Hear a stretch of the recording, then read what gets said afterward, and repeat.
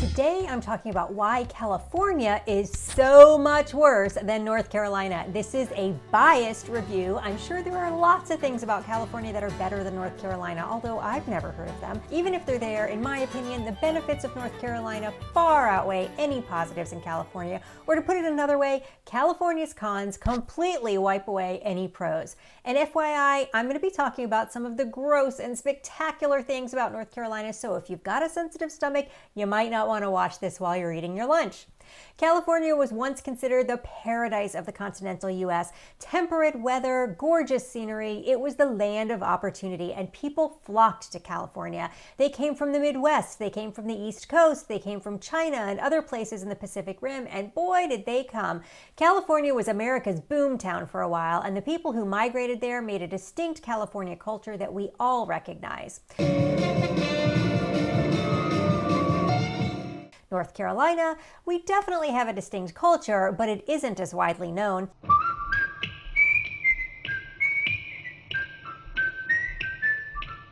We do have great weather too and gorgeous scenery, but it's never been a boomtown until now. In 1900, California had 1.5 million people compared to North Carolina's 1.9 million people. Today, California's population is 39.5 million compared to North Carolina's 10.5 million, but California is so much bigger, right? They can handle all those extra people.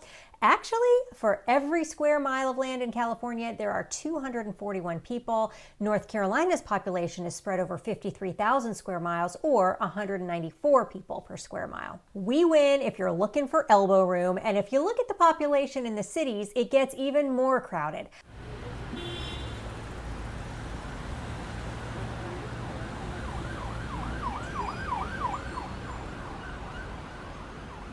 Los Angeles has 7,750 people per square mile, and our largest city, Charlotte, has 2,885 people per square mile. Our biggest city is only 37% as populated as California's biggest city. We win again, even in the cities, unless you like living in a CAFO for humans. What do you call a CAFO for humans? A CHUFO? A concentrated human feeding operation? But if you're living in North Carolina, you get more than just elbow room. You get it for less money. California's median home price is $800,000, according to a recent report from Bloomberg. Zillow recorded California's median home price at $722,000. Whichever one of them is correct, that is still way too many dollars. Okay, but people make so much more money in California, right? Actually, the median salary in California is $75,000. In North Carolina, the median home price is $273,000 and the median household income is $54,000. So the median home price is about 5 times the annual household income in North Carolina. But in California, the median home price is about 10 times the average household income. But that's not the whole story. In North Carolina, the average house size for that price is about 1,800 square feet and sits on a half-acre lot, which is 20,000 square feet. In California, that median priced home, remember that's in the 700,000 to 800,000s, is going to get you on average a 1,600 square foot home on a 5,000 square foot lot. This is my backyard. It sits on a half-acre lot about 15 minutes from downtown Raleigh and 5 minutes from downtown Cary. This is the back of my backyard. If I lived in California on a 5,000 square foot lot, the back of my backyard would be right here.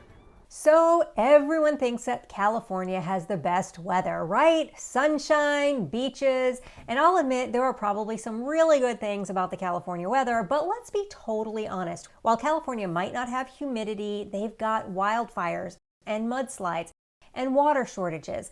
And they say if you look back historically, we've actually been in a drought since about 2020. I'll take the humidity for a few months of the year, thank you very much. Yes, I know Carolina's got hurricanes, but we like our hurricanes. Listen to what my native Californian friend Miri had to say about the hurricanes in North Carolina. Hurricanes are like an event in North Carolina. Yeah. People actually kind of look forward to it. You get like the notice that there's going to be a hurricane.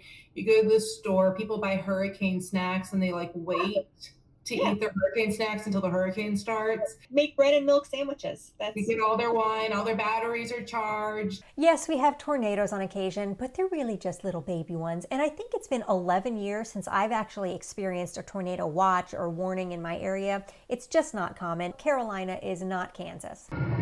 It's a twister! It's a twister! Again, I know California is a big state with lots of different geographies and climates. The editor was stationed in the high desert in the late 80s, and this is what he had to say about his time there. Yeah, so we flew into Palm Springs Airport at night and took the bus up to 29 Palms at night. And so I didn't actually see anything until the next morning when I looked out the window and saw the desert for the first time, and I thought, man, this is going to be a long 3 years. But I actually came to appreciate the beauty of the desert. I wouldn't want to stay there forever. When given the chance, he hopped right back over to the humidity and green trees, even with the springtime sniffles. We have lots of wildlife in North Carolina, and some of it is concerning. You've all heard me talk about the ubiquitous copperhead. Yes, they are common, and you will see them around. The good news is they aren't aggressive and will usually try and get away from you rather than strike unless you step on them, which is easy enough to get around. Just don't step on them. The other good news is a copperhead bite will have you screaming like a stuck pig. That's a little Southern speak for you. I'm trying to teach y'all a little Southern vocabulary in these videos, so when you get here, you speak the language. Anyway, a copperhead bite hurts, but it probably isn't going to kill you. In California, on the other hand, they have rattlesnakes and mountain lions, both of which whose goal is to take you down. Have you seen that video of the guy running from the mountain lion? It was in Utah, but they've got them in California too. No, go away! Go away! No! No! You, dude! This will never happen to you in North Carolina. Any cougars in North Carolina are the stuff of urban legends. The only thing that is going to chase you in North Carolina is the guy trying to beat you to the Krispy Kreme counter when that hot light flicks on. But there are actually legends about large cats in North Carolina that could be true.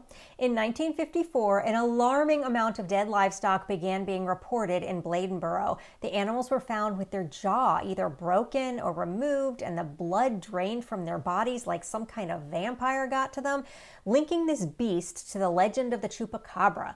The witness reports described the animal as resembling a panther or overgrown cat. The town banded together in an effort to hunt and kill the beast, yet no results turned up. For 50 years, the town of Bladenboro sat quietly as no attacks were reported. Then, bam, 2006, the same attacks and the same beast appeared again. No one knows what exactly the beast is, but the mysterious attacks and its mysterious false retirement leave us wondering and even believing there could be some truth to this legend. Just when we thought all was safe to wander in the woods again, a black panther was said to be sighted in 2013. Saw the confirmed picture of the large cat. But was the photo real? Well, the picture we pretty quickly Google searched, and it was an image out of, I think, South Africa. Okay, so our one football team is named the Carolina Panthers, so there must be something to this whole panther thing, but generally speaking, spottings of large cats are not believed to be true.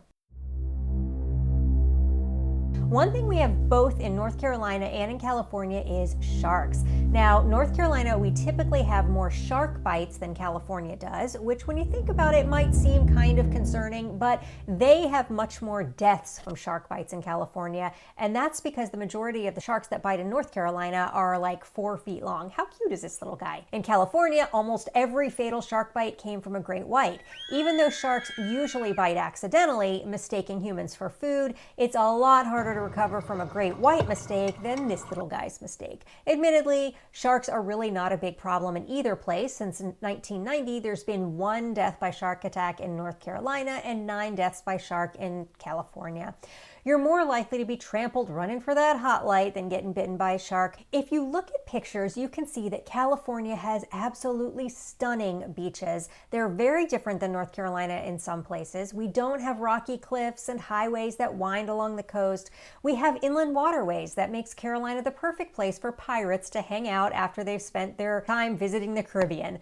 Full disclosure, I haven't actually been to the beaches in California, so again, my friend Miri shares her opinion of the California beaches versus North Carolina. Do you miss the beaches in California? No, I don't miss the beaches in California. The beaches here are awesome because there's always parking, it's clean.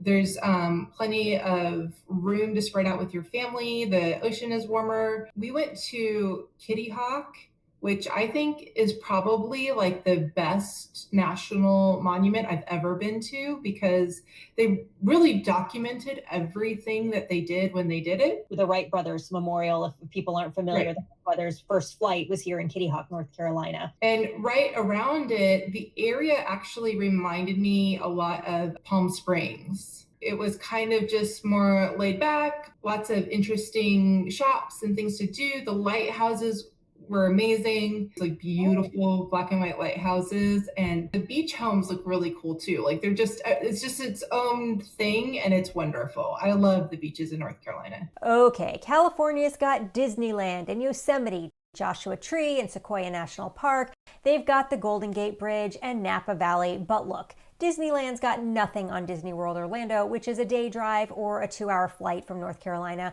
Yosemite and Sequoia seem really cool to me, but that is what vacations are for. I hate bridges anyway. North Carolina's got the Great Smoky Mountains. We've got our own wine country. We don't have a desert unless you count the few NC counties that are still dry, but admittedly, we're a little short on amusement parks.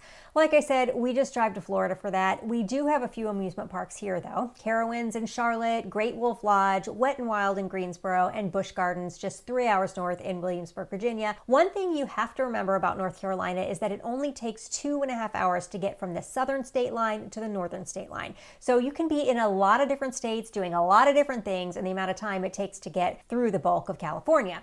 In the time it takes to get from Sacramento to San Diego, we can be in New York City or Nashville, Tennessee. The short of it is there is a lot to do and see in California, and yes, you can be on the beaches of LA if you actually wanted to be there in the morning, play golf in Palm Springs in the afternoon, and drive up into the mountains around Big Bear for a late dinner. But here in North Carolina, you can walk the beaches of Wilmington in the morning, head up to Pinehurst for a round of golf, and have dinner in Hickory with lovely mountain views with just a little more drive time. Is it as spectacular? Maybe not, but it's got a quaint, relaxed hometown vibe that I will take any day over the hustle and bustle of Southern California. If you like this video, you might also like this one.